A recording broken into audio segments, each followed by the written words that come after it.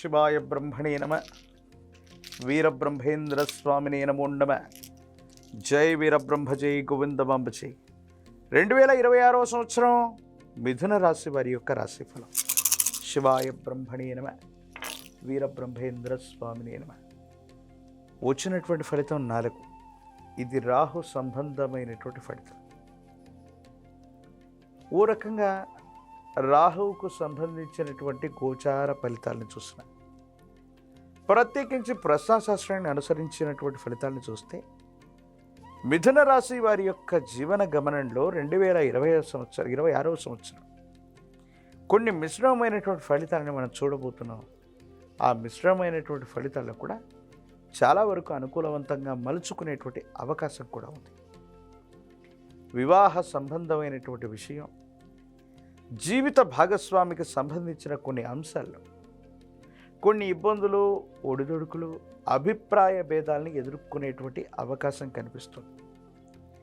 ఏది ఏమైనప్పటికీ కూడా దైనందిన జీవితంలో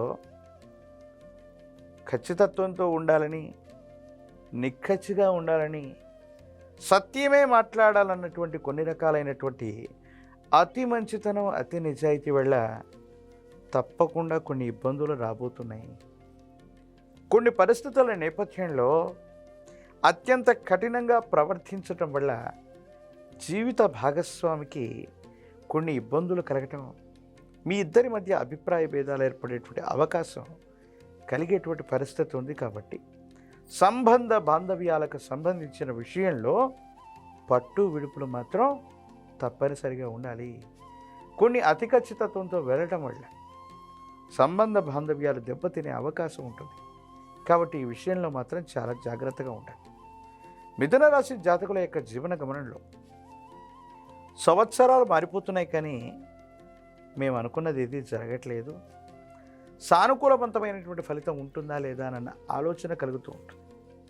దేవగురువు అయినటువంటి బృహస్పతి యొక్క అనుకూలవంతమైనటువంటి సంచారం వల్ల మీ యొక్క జన్మరాశి మరియు ద్వితీయ రాశి, అలాగే అతిచారం వల్ల మరో రాశిలో కూడా వేగవంతంగా సంచరిస్తున్నటువంటి పరిస్థితుల రీతిగా ప్రతి త్రైమాసికానికి 3 మాసాలకు ఒక్కసారి కొన్ని అనుకూలవంతమైనటువంటి ఫలితాలని బృహస్పతి ప్రత్యేకించి మీకు ఇవ్వబోతున్నాడు.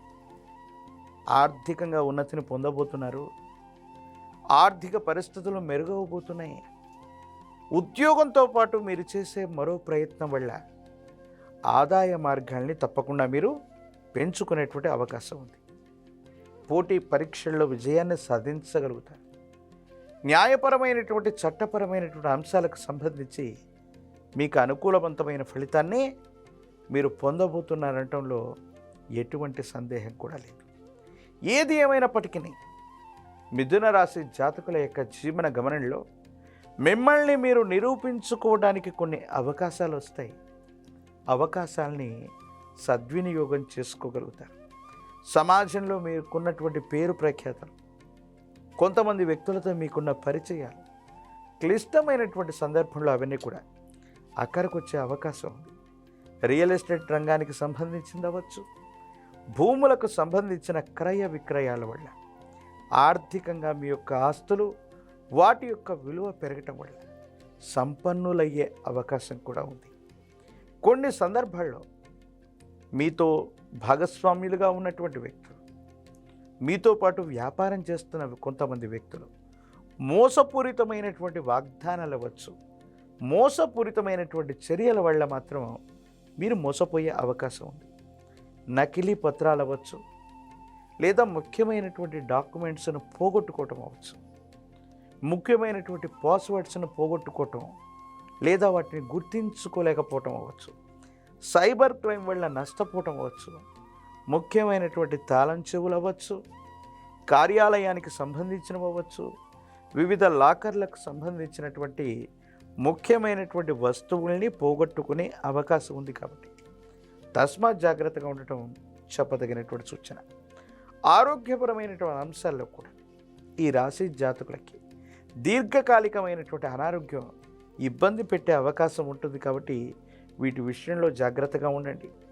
రాజకీయపరమైనటువంటి రంగంలో ఉన్నటువంటి వాళ్ళకి తప్పనిసరిగా పదవీ ప్రాప్తి, ఎన్నికల్లో పోటీ చేయాలనుకున్న వాళ్ళకి ఇది చాలా అనుకూలవంతమైనటువంటి సమయం. వివాహం కానటువంటి స్త్రీ పురుషులకి వివాహ సమయం. ఉద్యోగం రానటువంటి నిరుద్యోగులకు కూడా చాలా అనుకూలవంతమైనటువంటి ఫలితాలు పొందుతాయి.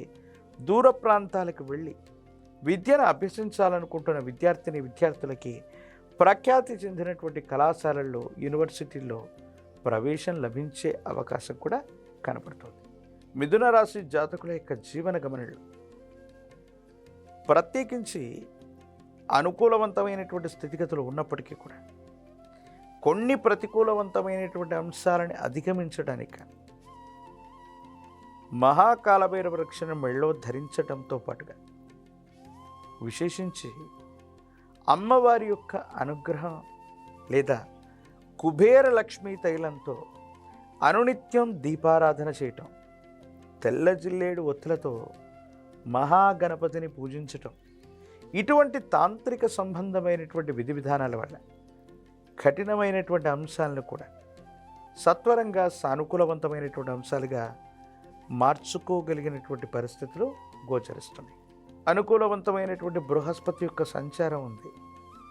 ఇంకా అమ్మవారి స్వరూపమైనటువంటి అంటే రాహు ఇతర గ్రహాలకు సంబంధించిన అనుకూలత కావాలి కాబట్టి దుర్గా అమ్మవారిని స్మరించడం లేదా గ్రామదేవతా స్వరూపంగా భావన చేసేటువంటి మీ గ్రామంలో ఉన్నటువంటి ఎళ్ళమ్మ, పెద్దమ్మ, పోలేరమ్మ, అంకాలమ్మ, నూకారమ్మ ఇలాంటి గ్రామదేవతా స్వరూపాల్ని ఆరాధన చేసి 108 నిమ్మ ఫలాల మాలని అమ్మవారికి అందజేసి పాల పొంగలిని నివేదించటం వల్ల మిథున రాశి జాతకుల యొక్క జీవన గమనంలో అత్యంత అనుకూలవంతమైనటువంటి ఫలితాల్ని తప్పకుండా పొందేటువంటి అవకాశం కనపడుతుంది.